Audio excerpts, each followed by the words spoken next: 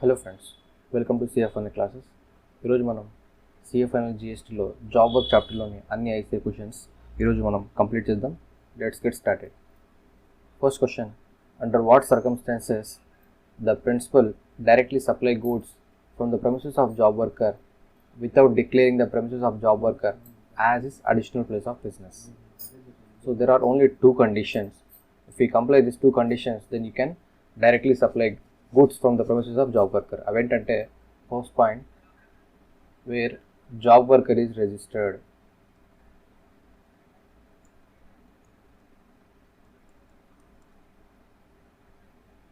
Second, principal is supplying notified goods.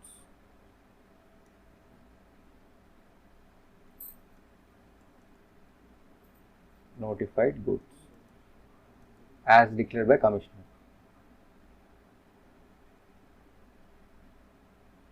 Declared by commissioner.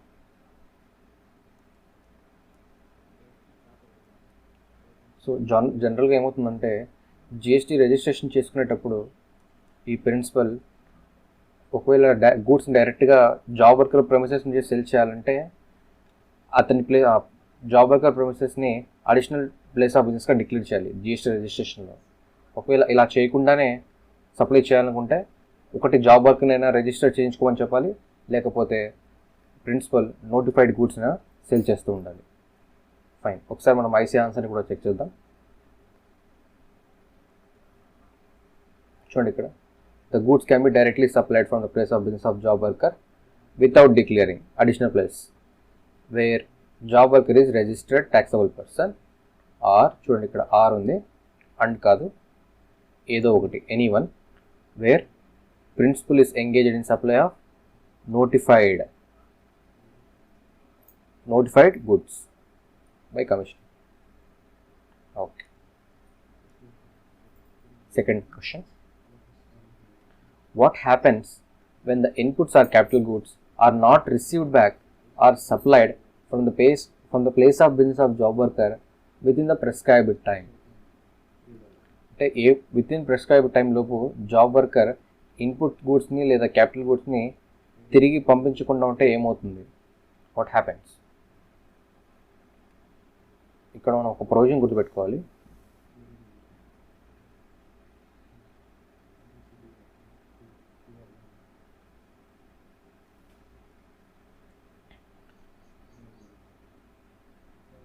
ఈ provision మనకి ఏం చెప్తుందంటే, ప్రిన్సిపల్ జాబ్ వర్కర్కి గూడ్స్ పంపిస్తాడో ఏదైనా ప్రాసెస్ చేయమని, ఈ జాబ్ వర్కర్ ఈ గూడ్స్ని తిరిగి ప్రిన్సిపల్కి పంపించేయాలి ఆఫ్టర్ ప్రాసెస్. సో దీనికి ఒక టైం లిమిట్ కూడా ఇచ్చారు. ఇన్పుట్ గూడ్స్కి అయితే 1 year, అదే క్యాపిటల్ గూడ్స్కి అయితే 3 years. దీని అర్థం ఏంటంటే, ప్రిన్సిపల్ ఇన్పుట్ గూడ్స్ని ప్రాసెస్ చేయమని పంపిస్తే జాబ్ వర్కర్ దాన్ని ప్రాసెస్ చేసి వితిన్ 1 year లోగా తిరిగి పంపించేయాలి.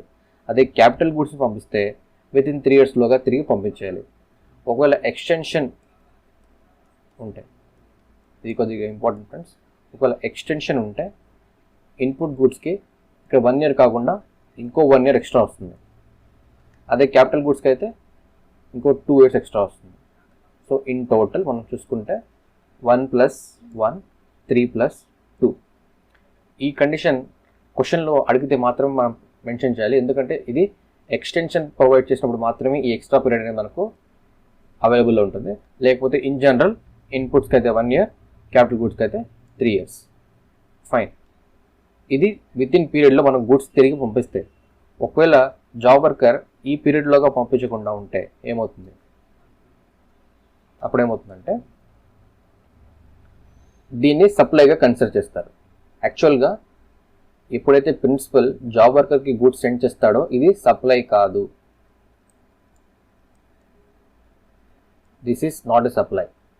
బట్ వేరాస్ ఈ టైం లిమిట్ని వయోలేట్ చేస్తే మాత్రం ఈ ట్రాన్సాక్షన్ని సప్లైగా కన్సిడర్ చేస్తారు.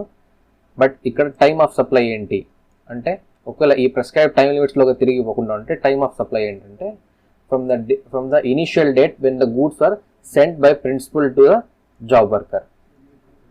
ఇప్పుడు ఏమవుతుంది, ప్రిన్సిపల్ ఇది సప్లైగా కన్సిడర్ చేశారు కాబట్టి దీని మీద ట్యాక్స్ పే చేయాలి, అలాంగ్ విత్ దట్ ఇంట్రెస్ట్ కూడా పే చేయాలి. ఇంట్రెస్ట్ ఎప్పటి నుంచి క్యాలిక్యులేట్ చేస్తారు ఫ్రెండ్స్ మీరు? ఇప్పుడైతే ఫస్ట్ టైం ప్రిన్సిపల్ జాబ్ వర్కర్కి గూడ్స్ పంపించాడో అప్పుడు నుండి ఇంట్రెస్ట్ క్యాలిక్యులేట్ చేయాలి. Initial date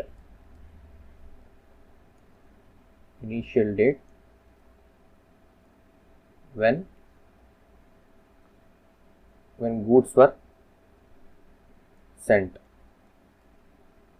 or received by the job worker.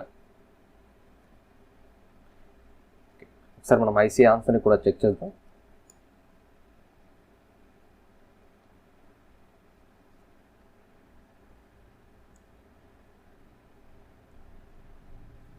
చూడండి, if inputs or capital goods are not received within the prescribed time, it would be deemed that inputs or capital goods has been supplied.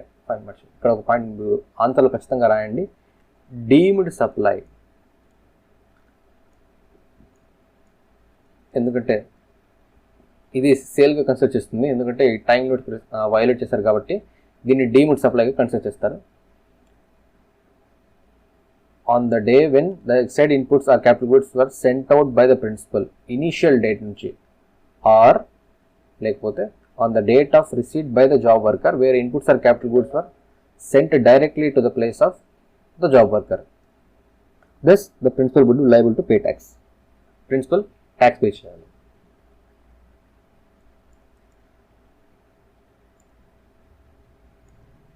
Next question.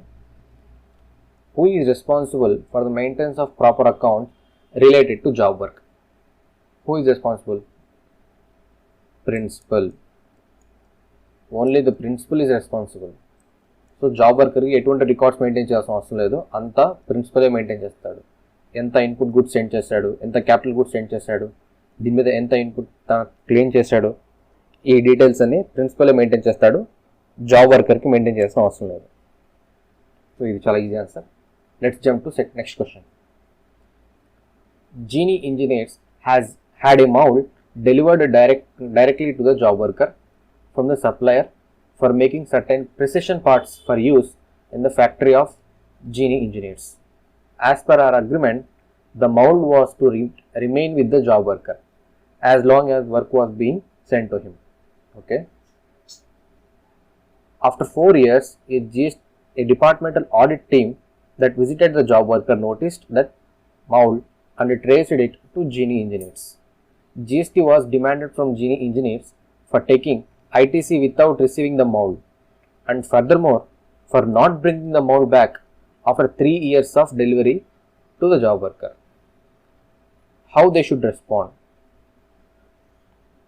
Okay. ఈ question ఏమవుతుందంటే, ఒక party ఉంది Genie engineers, అది job వర్కర్కి moulds అవన్నీ పంపించింది డైరెక్ట్గా supplier నుండి, దాని తర్వాత to use in the factory. అంతేకాకుండా ఈ మౌల్డ్స్ని తిరిగి పంపించనక్కర్లేదు as long as goods are sent to him. అంటే ఎప్పటి వరకు అయితే నేను గూడ్స్ పంపిస్తుంటాను జాబ్ వర్కర్కి, అప్పుడు దాకా ఆ మౌల్డ్స్ యూజ్ చేసి వర్క్ చేస్తూ ఉండని చెప్పాడు. సో మౌల్డ్స్ తిరిగి పంపించనక్కర్లేదని చెప్పారు.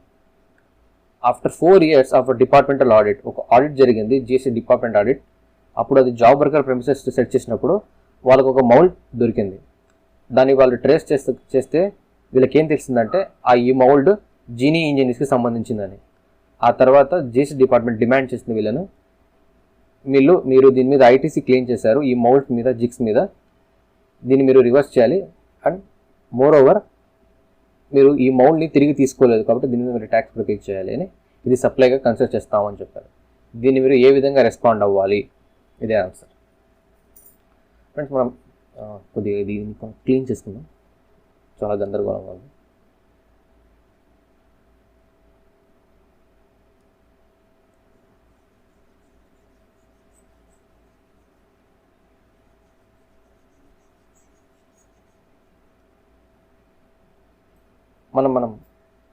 మనం ముందు డిస్కస్ చేసాం ఇక్కడ 1 year 3 years conditions for input goods for capital goods. ఇక్కడ ఈ టైం లిమిట్ ఇన్పుట్ గుడ్స్కి క్యాపిటల్ గుడ్స్కి అప్లై అవుతాయి, కానీ దీనికి ఒక ఎక్సెప్షన్ ఉంది. ఆ ఎక్సెప్షన్ ఏంటంటే మౌల్డ్స్, జిగ్స్, ఫిక్స్చర్స్,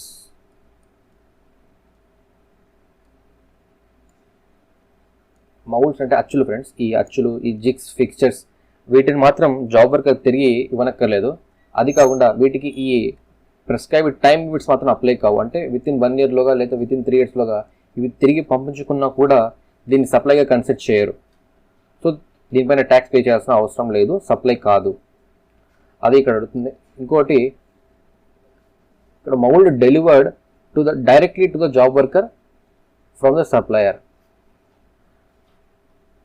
మనకు సెక్షన్ 16 ఏం చెప్తుందంటే ఆఫ్ సిజిఎస్టీ యాక్ట్, ఇన్పుట్ మనం క్లెయిమ్ చేయాలంటే మన దగ్గర గూడ్స్ ఉండాలి. కానీ జాబ్ వర్కర్ ప్రాసెస్లో ప్రిన్సిపల్ జాబ్ వర్కర్కి గూడ్స్ తన ప్రెమిసెస్కి రాకుండానే డైరెక్ట్గా పంపించవచ్చు. అంటే ఒక చిన్న ఎగ్జాంపుల్ దీన్ని అర్థం చేసుకుందాం. ప్రిన్సిపల్ హర్యానా నుండి గూడ్స్ ఆర్డర్ చేశాడు. ఇక్కడ ప్రిన్సిపల్ ఈ హర్యానా నుంచి వస్తున్న గూడ్స్ని తన గోడౌన్లో కాకుండా డైరెక్ట్గా తనకి ఈ సప్లయర్కి ఇన్స్ట్రక్ట్ చేయొచ్చు జాబ్ వర్కర్ ప్రెమిసెస్కే పంపించేయమని. ఇటువంటి కేసుల్లో కూడా ప్రిన్సిపల్ ఈ గూడ్స్ మీద ఇన్పుట్ క్లెయిమ్ చేయొచ్చు. He can avail input credit on this goods without being received in his own premises. నార్మల్గా గూడ్స్ తన గోడౌన్కి తెచ్చి మళ్ళీ ఇక్కడి నుంచి ఇతని గోడౌన్కి పంపించాల్సిన అవసరం లేదు. డైరెక్ట్గా ఈ గూడ్స్ అతని గోడౌన్కి వెళ్ళినా కూడా మనం ఇన్పుట్ అనేది దీని మీద క్లెయిమ్ చేయొచ్చు. So there is no such necessity here. Okay, ఇంకేం అడిగాడు ఈ క్వశ్చన్లో? After 3 years delivery to the job worker. ఇక్కడ ఏమవుతుందంటే 3 years తర్వాత ఈ మౌంట్స్ని తిరిగి ఇవ్వలేదు, ఇప్పుడు ఐటీసీ తీసుకున్నాడు, రివర్స్ చేయాలంటున్నాడు. సో ఈ అవసరం కూడా లేదు, ఎందుకంటే ఇది ఒక ఎక్సెప్షన్. ఒకసారి మనం ఐసీ ఆన్సర్ని కూడా చూద్దాం.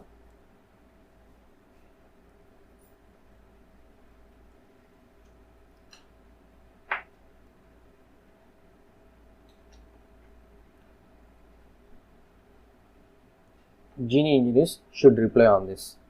Principal may take ITC on capital goods sent to him without being first brought to his place of business. డైరెక్ట్గా తనకు పంపించినా కూడా మనం ఇన్పుట్ క్లెయిమ్ చేయొచ్చు. చూడండి, ఎక్స్టెన్షన్ కూడా ఉంది ఇక్కడ 2 years. In case of capital goods within 3 yearsలోగా తిరిగి ఇవ్వాలి. ఎక్స్టెన్షన్ ఉంటే 2 years టోటల్, అంటే 3 + 2 5 years. If the above timelines are not met, it is deemed that capital goods were supplied. So that is called deemed supply to the principal, by the principal to the job worker. In other words, tax will be payable on them. కానీ ఇది ఒక exception కదా, ఇక్కడ మనకు అవసరం లేదు కదా. So the time limit for these 3 years for bringing back the capital goods from the job worker does not apply. నేను చెప్పాను కదా, మౌల్డ్స్కి అప్లై కాదు. So Genie Engineers has correctly taken ITC on molds. That's it. So let's jump into next question. So 7th question చేసిన తర్వాత తిరిగి పైకి వెళ్దాం.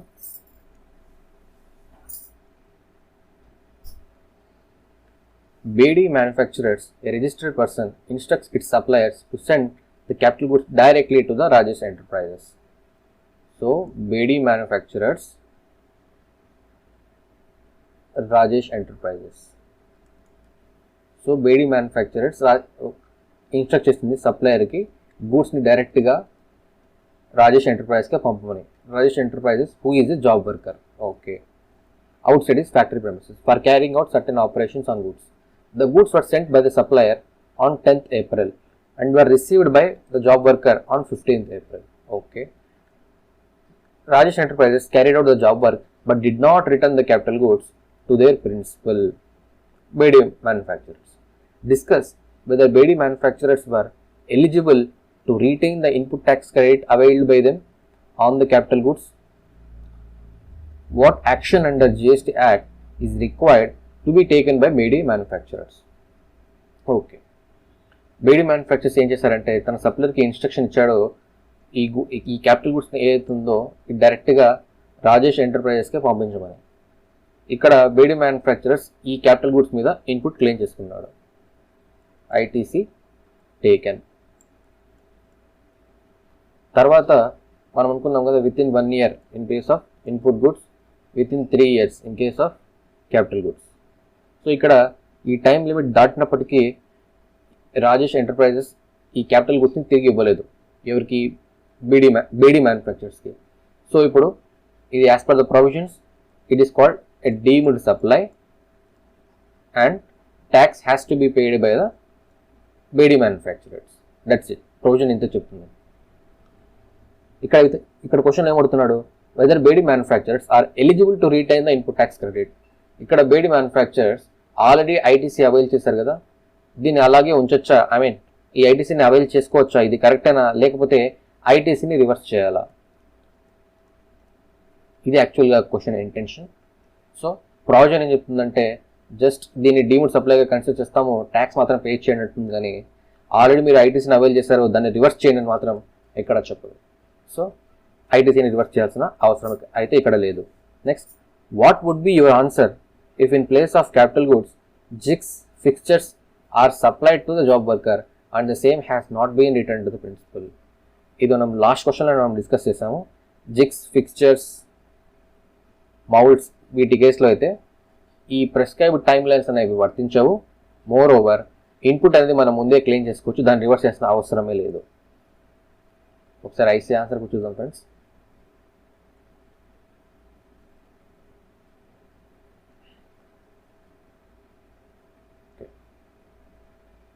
Okay, ఇక్కడ ఆన్సర్ని తను ఎలా స్టార్ట్ చేశారంటే మన ప్రిన్సిపల్ ఇన్పుట్ తీసుకోవచ్చు, ఏవైతే గూడ్స్ డైరెక్ట్గా సెండ్ చేస్తామో job వర్కర్కి.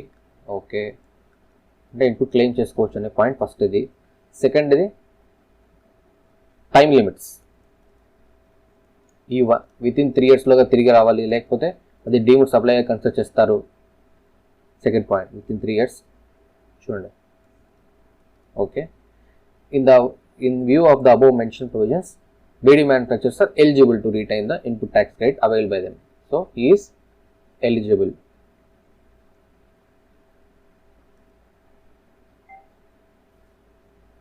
However, the capital goods are not returned. Avunu return cheyaledu. It has been BD manufacturers to and the BD manufacturers shall be liable to pay tax on it. Avunu with applicable interest. ఎందుకంటే within 3 years లాగా తను పంపించలేదు కాబట్టి ఇది deemed supply, tax pay చేయండి plus interest pay చేయండి. ఇది ఎప్పటి నుంచి క్యాలిక్యులేట్ చేయాలి? From the date when initially sent, from 15th. Job వర్కర్కి ఎప్పుడు వచ్చింది ఫ్రెండ్స్? ఇది 15th వచ్చింది. సో ఫ్రమ్ 15th నుంచి ఇంట్రెస్ట్ క్యాలిక్యులేట్ చేయాలి. However there is no time limit for molds and dies and jigs and fixtures sent out to job work. So if Rajesh does not return the jigs and fixtures to BD, it shall not be considered as supply. ఎందుకంటే ఇది ఒక exception మనం ముందే మాట్లాడుకున్నాం. In this case also BD manufacturers will be eligible to retain the input tax credit availed by them. Done. ఈ question కూడా అయిపోయింది.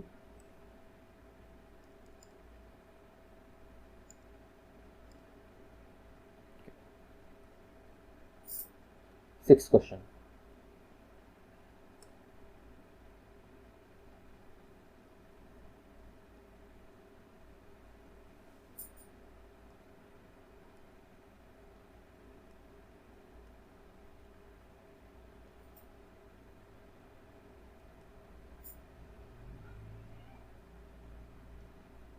మరి పెద్దగా అయిపోయింది.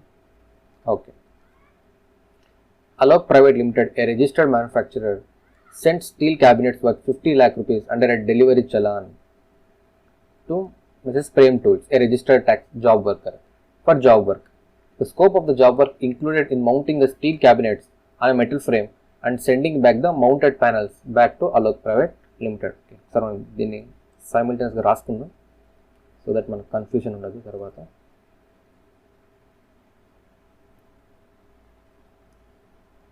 Alok Private Limited, ఇంకో party Prem tools.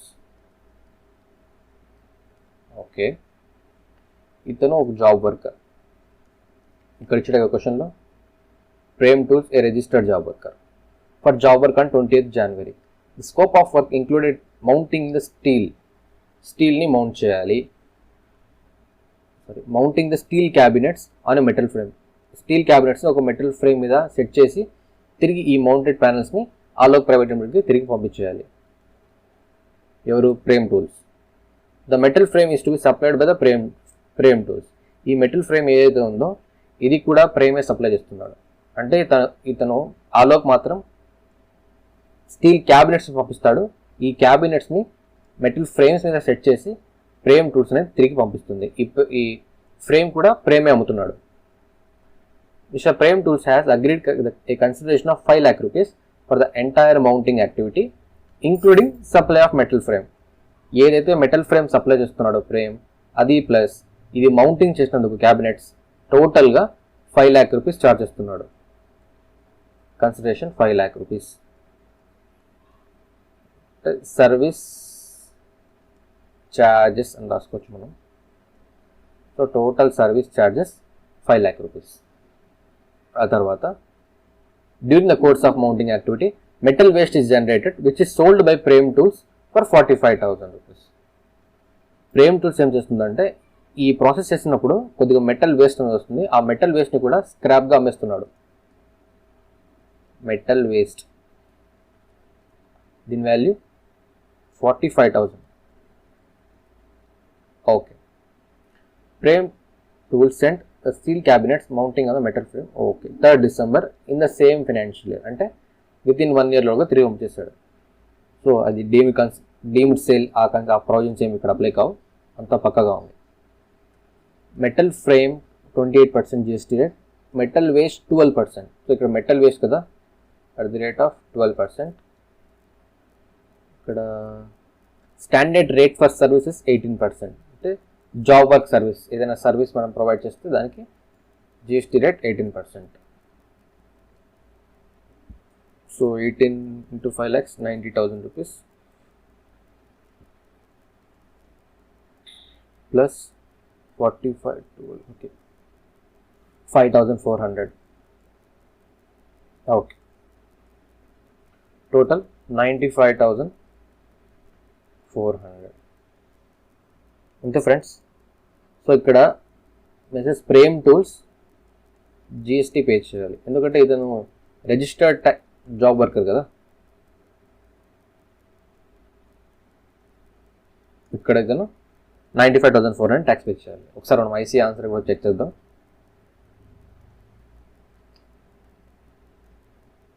Sixth question.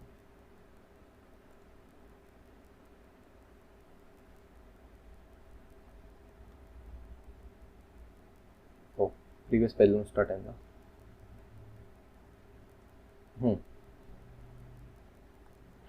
చూడండి, any treatment or process which is supplied by another person's goods is a supply of services and accordingly is subject to GST rate for services.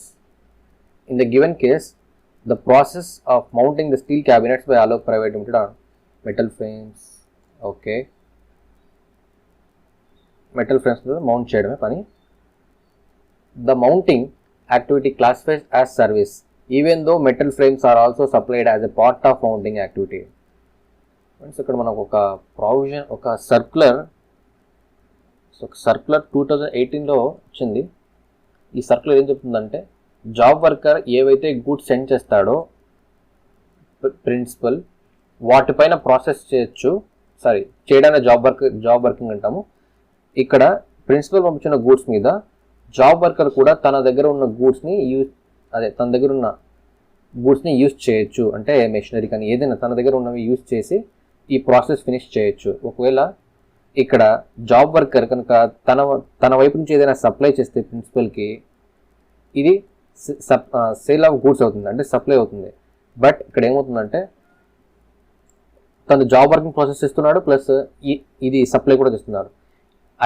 ఈ రెండు ఉన్నప్పటికీ దీన్ని supply of service అని consider చేస్తాం, but not as supply of goods. So ఇది service కిందకే వస్తుంది. And is chargeable at 18%, which is applicable rate in the question. Okay. The value of steel cabinets will not be included. మనం ఇక్కడ discuss చేస్తాం కదా, ఇది include చేయకూడదు. as value of taxable supply made by the parent tools as supply of cabinets does not fall within the scope of supply to be made by parent tools. Okay. The sale of waste generated during the job work, since Prem Tools is registered, the tax levied and will have to be paid by it in terms of 143.5. Okay. అంతే just 5 lakh rupees చూడండి, దాని మీద 18%, 45,000 మీద 12%, total 95,400. 95,400 total GST. That's it. Let's jump into next question.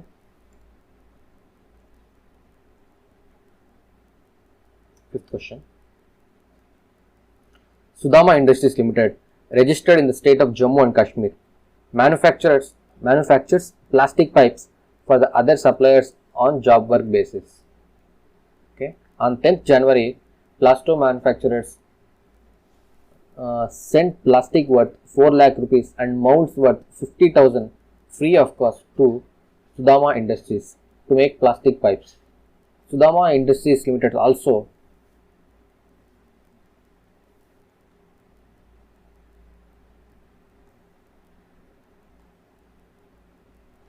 used its material, a special type of lamination material, for coating the pipes worth 1 lakh rupees in the manufacture of pipes.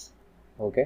It raised an invoice of 2 lakh rupees as job work charges for making pipes and returned the manufactured pipes through delivery challan to Plasto manufacturers. మామూలుగా principal ఎప్పుడైతే goods send చేస్తాడో job వర్కర్కి invoice raise చేయడు. ఈ point మీరు బాగా గుర్తుపెట్టుకోవాలి. ఎందుకంటే this is not a supply, then how will he generate invoice? So the goods will be send to job worker along with delivery challan. So delivery చలాన్ని attach చేస్తే ఈ ప్రిన్సిపల్ జాబ్ వర్కర్కి గుడ్స్ సెండ్ చేస్తారు. ఇంకొకటి మనం ముందే చెప్పుకున్నాం, ఒక సర్క్యులర్ ప్రకారంగా జాబ్ వర్కర్ తన దగ్గర ఉన్న గూడ్స్ని కూడా యూజ్ చేయొచ్చు ఈ ప్రిన్సిపల్ గూడ్స్ని ప్రాసెస్ చేయడానికి. The second thing, the same quantity and quality of the plastic pipes as made for Plasto manufacturers were made by Sudama Industries Limited. Okay, first ఈ party name కూడా రాసేసుకుందాం మనం. సుదామా ఇండస్ట్రీస్, ఇతను ఒక job worker. ప్లాస్టో తను principal. తను 4 lakh rupees worth goods send చేశాడు. 4 lakhs 50,000 worth moulds పంపించాడు, అది ఫ్రీ ఆఫ్ కాస్ట్. ఓకే.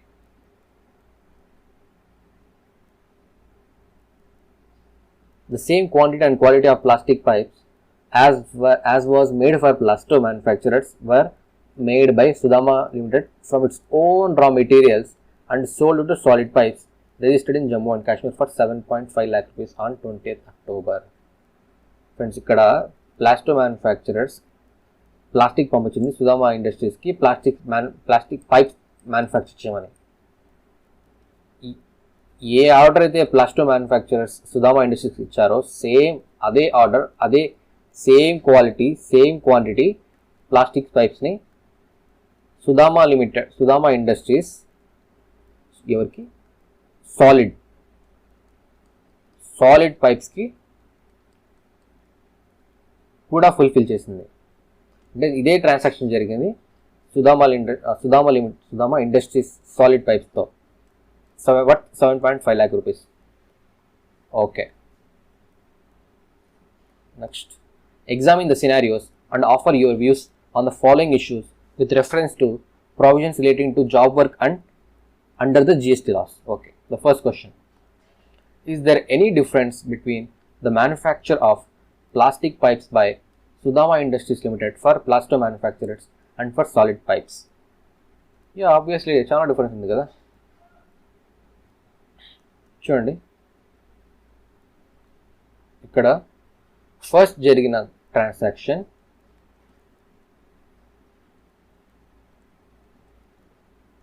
ఇది ఒక జాబ్ వర్క్.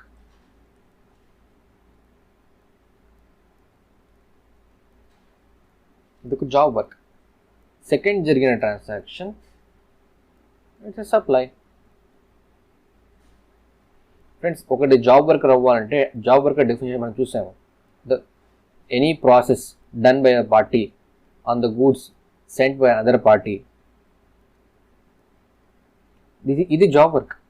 ఇక్కడ సుధామా ఇండస్ట్రీస్ ప్లాస్టో ప్రైవేట్ లిమిటెడ్ పంపించిన గూడ్స్ మీద ప్రాసెస్ చేసింది.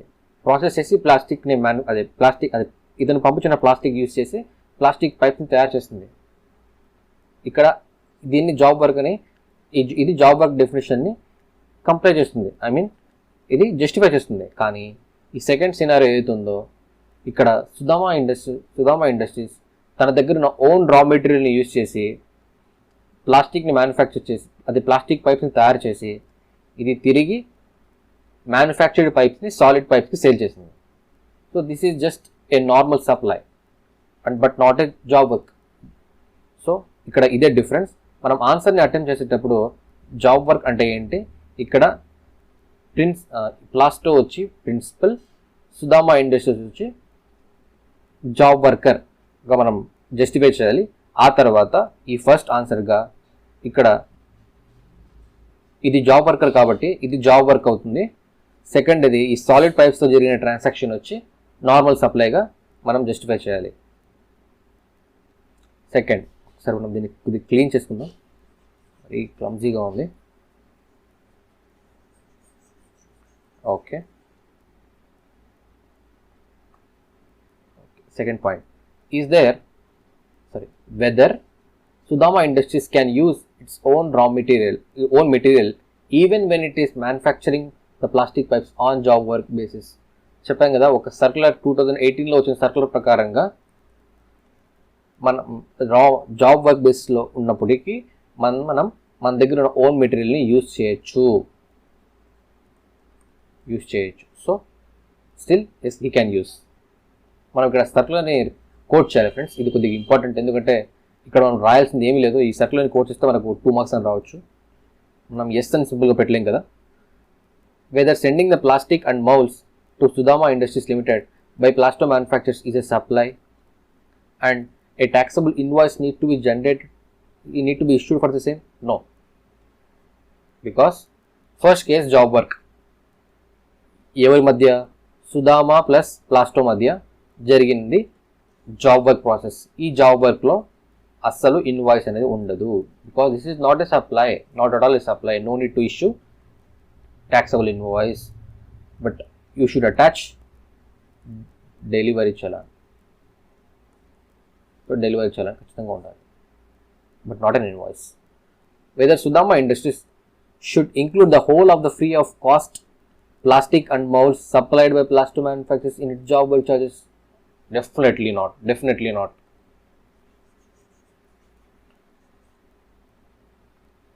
జాబ్ వర్కర్ కేవలం తన జాబ్ వర్క్ ఛార్జెస్, ఒకవేళ తన దగ్గర ఉన్న ఓన్ మెటీరియల్ని యూజ్ చేస్తే దాని వాల్యూ ఆఫ్ కాస్ట్, ఇది మాత్రమే ఇంక్లూడ్ చేయగలడు.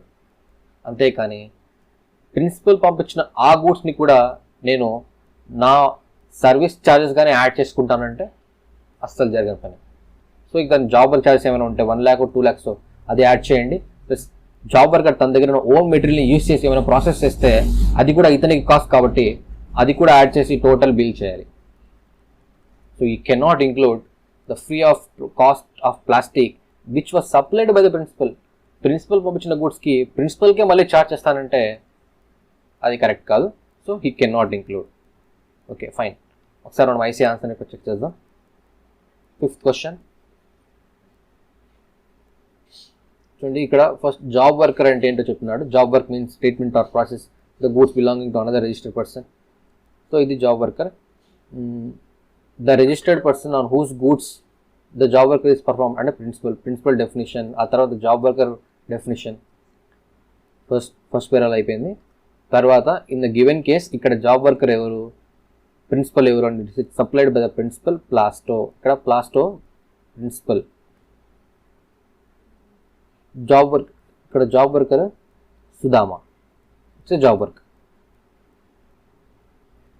when goods are manufactured for solid pipes, it is manufactured on own account as the pipes are manufactured from company's own raw material. Further, processing or treatment on job work basis is a supply of service in terms of Schedule 2 to the CGST Act, and manufacture of pipes on own account is a supply. So, ఇది normal supply of goods. ఇది goods. ఎవరికి? Solid పైప్స్కి send చేస్తుంది. Solid పైప్స్కి నేను send చేసింది job worker తన own raw మెటీరియల్తో. అది goods, supply of goods. But పైన జరిగింది జాబ్ వర్క్. మేము డిస్కస్ చేస్తాం కదా. It has been clarified that circular number 38/12. So circular number 38 మనం మెన్షన్ చేయాలి. 2018లో వచ్చింది అది. సో జాబ్ వర్క్ కూడా can use his own goods. Next,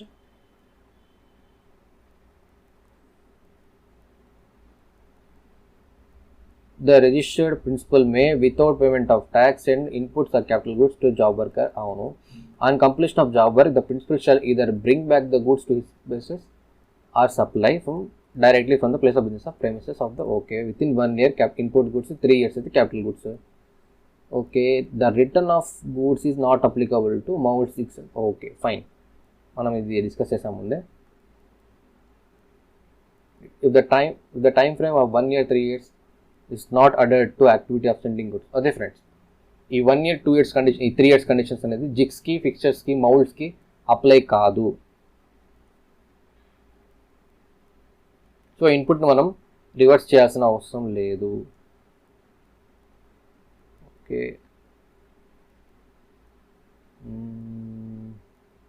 Therefore, sending of plastics and mold by Plasto to Sudama is not a supply కాదు. ఎందుకంటే ఇది in case of modes. Fine, same matter. 4 పేరాలు రాసాడు ఇతను. The semi finish goods on capital goods cent for job work shall be sent under the cover of delivery challan. Invoice rice చేయొచ్చా చేయకూడదు అంటే ఇది supply కాదు కాబట్టి ఇన్వాయిస్ రైస్ చేయము. So delivery challan attach చేస్తాము.